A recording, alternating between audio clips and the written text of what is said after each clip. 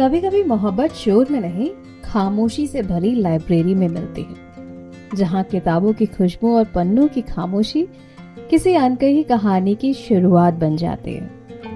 मैं हूँ आपकी आरजे पारुल और लेकर आई हूँ आपके लिए कहानी जिसका नाम है पन्नों में छुपा प्यार। कहानी सुनने से पहले चैनल को सब्सक्राइब करना बिल्कुल मत भूलिएगा और कहानी सुनने के बाद, जी हाँ बिल्कुल सही आपने सुना, कि इस कहानी को सभी के साथ शेयर करना भी मत भूलिएगा। ये कहानी आपके लिए। अनया 28 साल की एक लाइब्रेरियन जिसके लिए किताबें दुनिया थी। हर शनिवार वो शहर के पुराने book store the yellow bookmark में जाती थी, जहां उसकी पसंदीदा किताबों की पुरानी खुशबू थी और अजनबियों की कहानियां।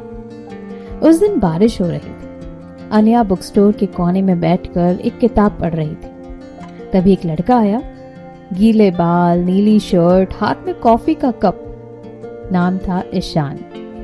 ईशान ने वही किताब मांगी जो अनया के हाथ में थी।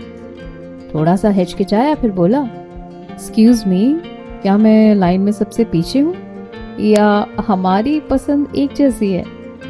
अनया मुस्कुराई। आपको किताब चाहिए या कॉफी डेट? दोनों हंस पड़े। यही थी उनकी पहली मुलाकात, एक किताब के बहाने। फिर हर शनिवार दोनों वहीं मिलते, कभी किताबों पर बहस करते, कभी कहानियों पर बहकते।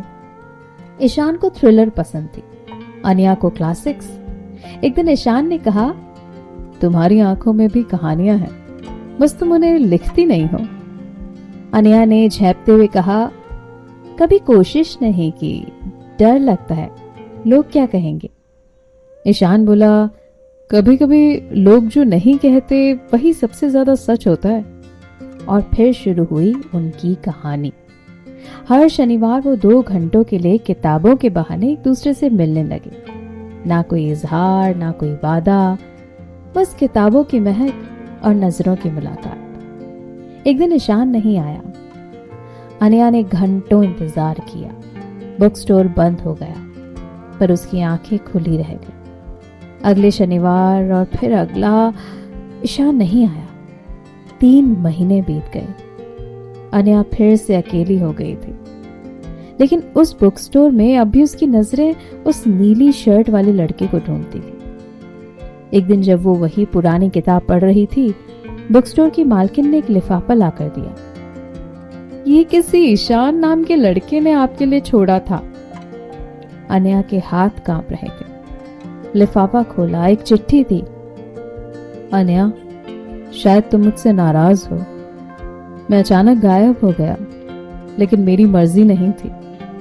उस दिन जब मैं आखिरी बार तुम्हें देखकर निकला, मेरा एक्सीडेंट हो गया था। काफी दिन आईसीयू में रहा, फिर लंबा रिहैब।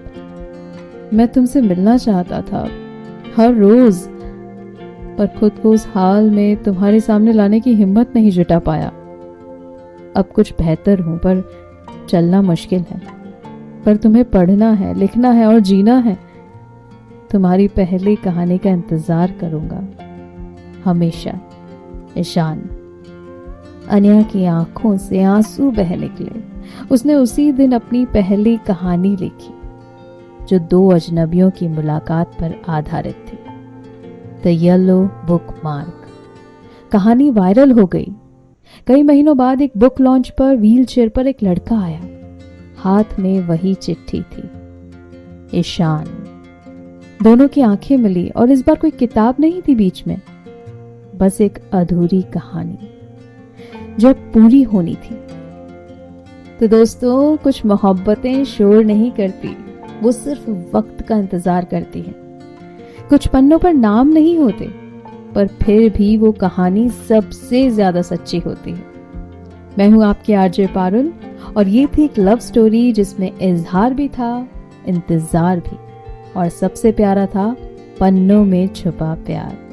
जल्दी मिलती हूँ अगली कहानी में, जहां फिर कोई दिल धीरे से कहेगा, तो फिर से कहानी सुनाना। तो इस कहानी को सबके साथ शेयर करना बिल्कुल मत भूलिएगा। चैनल को सब्सक्राइब जरूर से कर लीजिएगा और बने रहिएगा आपकी पारुल के साथ। Thank you.